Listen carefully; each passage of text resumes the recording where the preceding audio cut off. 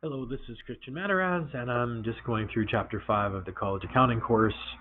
And so far to date, what you've been doing is you've been going through the accounting cycle, and you've been journalizing transactions, you've been preparing some financial statements, doing adjustments, doing worksheets. So there's all sorts of stuff that's been going on. This is one of the last parts of the accounting cycle. And so essentially what you've been doing is you've been receiving some transactions, you've been analyzing these transactions and figuring out what the journal entries would be. From the journal entries, you're going through and doing posting. From the posting to the general ledger accounts, you're preparing the trial balance from those figures. Then the trial balance leads into the worksheet. So you do the worksheet up to have a better, like a top-down look at what the adjusting journal entries would be. So you make the adjustments in the worksheet, then you prepare the adjusting journal entries, and then you're preparing financial statements. So at the end of an accounting period, what happens is you go through this process of the financial statements and then doing the journal entries, and now we close out the books. And the reason that we close out the books is because there's we have to show the end of a period. So more often than not, books are closed out on an annual basis. So at the end of the year, the company will go through and say, how did we do for this last year? Here's our revenue and our expenses. Here's our net income for the year. And then they close the books and they start from fresh. So part of this process is going through and doing journalizing and posting the closing entries. Now, there's two different types of accounts. You may have remembered this from early on in the text. There's the permanent or the real accounts, and these are the accounts that show up on the balance sheet. The balance sheet is a snapshot in time. The balance sheet shows what you owe, what you own, and then the owner's investment. So what you own are the assets. So those are, in this example, they have cash, supplies, accounts receivable. What you owe are the liabilities, the accounts payable and wages payable. And then there's the capital, which is a combination, if you remember from the accounting equation, it's a combination of investments by the owner, withdrawals by the owner, the revenue, and then they take off the expenses. So that's the net income. And that shows up in the capital. So it wouldn't make sense to zero out these permanent accounts, because that would mean that you'd have to say that your bank account was zero every year, and that's just not true. That your supplies would be zero, and that your accounts receivable would be zero. I mean, it'd be great for the clients, I guess, if they said, hey, it's the end of the year, I don't owe you anything because you zeroed out my account. But it doesn't work like that. So these are the permanent accounts. They don't get closed out. They get carried over from period to period, day after day, year after year. These things get carried along. It's like a bank account. Your bank account doesn't, or your credit card bill. Your credit card bill doesn't disappear at the end of the month. It gets carried forward. So that's a permanent or a real account. The other accounts are called temporary or nominal accounts. And these accounts are the accounts that show up on the income statement and the statement of owner's equity. So the statement of profit or loss, or the income statement, shows the revenues and the expenses, and the statement of owner's equity will have the withdrawals on it. We close out the withdrawals to the equity account just so that we have an idea of how much the owner's withdrawn in a given year or a given period. So in this process of preparing the closing entries, the main key that you're going to be looking at is going through the general ledger accounts and making sure that these temporary or nominal account balances are zero. So that means that you're going to be going through all of the revenue accounts and all the expense accounts, and then you're going to look at the withdrawal account. They have a little acronym here called READ: revenue, expenses, income summary, and drawings. So for some of you, this may be helpful in remembering the order of preparing these closing entries.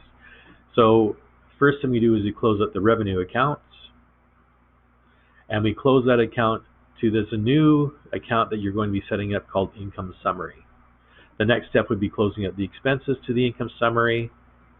Then we close the income summary to the capital account, and finally we close the drawings to the capital account. So in this example, we have $8,000 in publishing fees.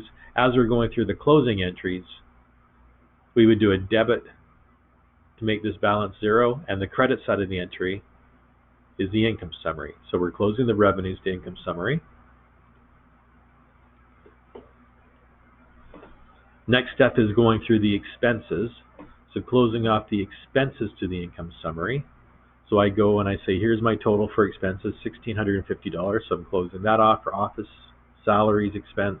There were 500 supplies, I'm closing that. And every entry goes into the income summary. So there's a credit, debit, credit, debit, credit, debit. So we close the expenses to the income summary. So now my income summary account begins to look like this. I've got the revenue that I closed off in the income summary. I've got the expenses that I've closed off. This is showing a balance of $4,900 in the income summary. So the step 4 in this case is to clear the balance of the income summary.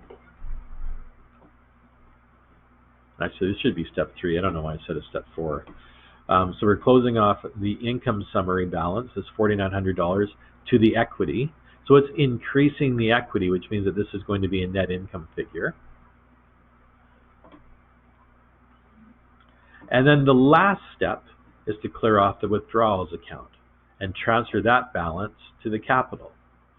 So the withdrawals account at the end of this period had $625. So we're doing a credit entry to there, and then we're doing closing off this withdrawal account, or this drawings account, to the capital.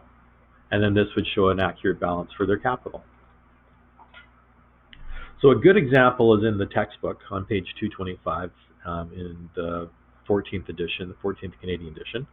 And in this exercise, exercise 5-2A, there's a number of different transactions. So it shows the capital account, the withdrawals account. We're not showing the other balance sheet accounts, the assets and the expenses, because they don't take part in the closing process. These are only the accounts in this example that are taking part in the closing process.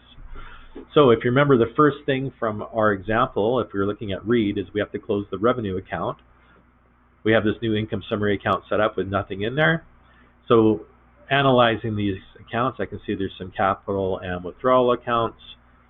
There's this fees earned account, which is a revenue account. And then there's the expenses accounts. So we'll be dealing with these accounts in the closing process. So first entry, we'll be debiting the fees earned, $33,000, and then crediting the income summary. And don't forget to have a description to say to close revenues to income summary for the end of the year or something like that. The next account would be going through all the different expenses. So if we have a quick look again, here's all the different expenses. So closing out the expenses, so credit the expense, debit the income summary account. Remember to record a description at the bottom. Now we're going to go through the posting process. So when I post, remember, we take the numbers, we go to the general ledger account, then we record it in the general ledger account, we come back, and then we record that the posting reference is the account that it went to. So jumping ahead, it says that we put $33,000 into this fees earned account. There's a debit, went into income summary. All these expenses were credited out. They go to income summary for the $14,000, leaving a net income figure of $18,900. Now, if you're not sure of whether, I don't know, if it's on the debit side or the credit side, if it's going to be net income or not, just think about the way that the numbers are looking. So it shows there's $33,000 in income and only $14,000 of expenses. So if there's more income than expenses, then you have a net income. That's just one way to look at it. So this $18,900 of net income gets closed out to Jeff King Capital. So we do the journal entry for J. King Capital. And then we have to close out the last account, which is the withdrawals account. There were $4,000 in withdrawals, so we credit the withdrawals and debit the capital account. So the journal entries now, the $18,900 has gone into the capital account. The withdrawals have gone into the capital account. This leaves a closing balance of $28,000 in capital. So that's a simple process of going through. Now I would recommend that you work through that question, exercise E5-2A. Do it on your own. You've now had a look at it, but just do it on your own, because you can go back to this video and just make sure that the answers are the same. Once we've gone through this process, the way that you know that you've done everything correctly and you haven't missed anything is to prepare the post-closing trial balance. So if you look here, these accounts, these temporary accounts, they should all have zero balances. And the preparation of the post-closing trial balance is used so that it lists only the permanent accounts. So all of those nominal, those temporary accounts have all been closed out to zero. So this will help you in determining whether you've missed something, missed a posting or something in the general ledger accounts. All those accounts, when you go through it, should be zero. Now, sometimes people will take shortcuts and just use the worksheet and say, well, here's my post-closing trial balance from the worksheet. That's not the correct way to do this.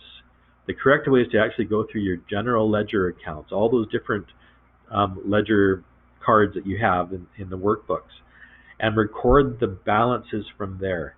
Because once you do that, it'll help to check whether your ledger's in balance. And then just have a look at this next spot. So I can see here for this company, I've gone through and everything else has been closed out. All of the revenue, expense accounts, the withdrawal account, there's nothing there. It only shows the cash balance, the receivable balance. These are all the permanent accounts. These are all the balance sheet accounts. So it's actually a pretty fast concept to grasp. Once you do, you'll never forget it. Once again, there's always lots of resources on the MyLab accounting if you have access to it. It's not an official part of the course, but there's some great resources in there.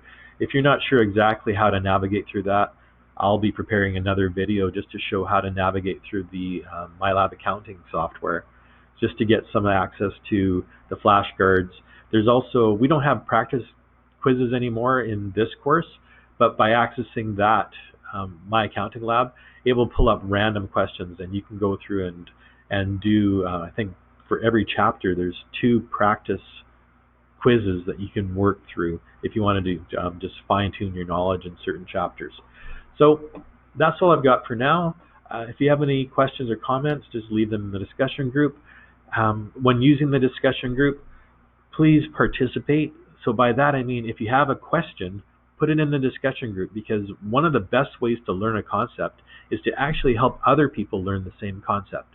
So maybe there's somebody in the group that is grasping chapter 5 on closing entries, and maybe you're having some difficulties with it. If you post your question, this gives them the chance to shine their light and to help you do some learning, and just helps to reinforce their knowledge. So this is actually a great learning tool. Plus, sometimes I'm just not online.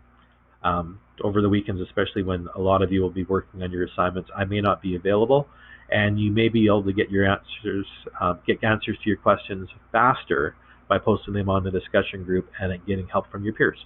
So stay involved with the course, be accountable to your learning, do more than just the assignments, because this stuff, this is the first part of the course. The second part of the accounting course just builds on this, so if you kind of skim through this stuff, you won't have a strong foundation going into the Accounting 2 course. So hopefully that helps, and if you have any questions, just let me know.